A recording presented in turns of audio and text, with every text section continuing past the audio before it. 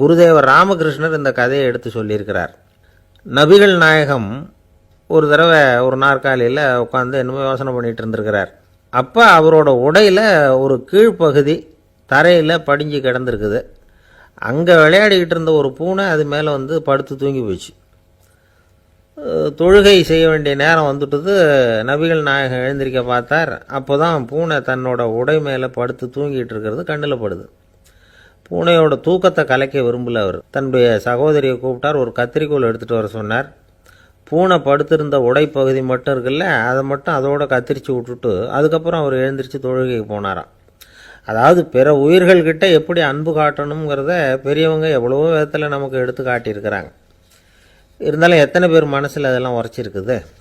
நாமளும் நம்ம ட்ரெஸ்ஸு மேலே ஒரு பூனை படுத்திருந்தா ஒரு கத்திரிக்கோலை தான் தேடுவோம், எடுத்துகிட்டு வர சொல்லுவோம். துணியை வெட்டுறதுக்கு பதிலாக இல்லை அதோட வாழை வெட்டினா என்ன அப்படின்னு தோணும். தென்கட்சி கோ சாமிநாதன் ஐயா அவர்களின் இன்று ஒரு தகவல் நகைச்சுவை கதைகளை கேட்டு ரசித்தமைக்கு நன்றி.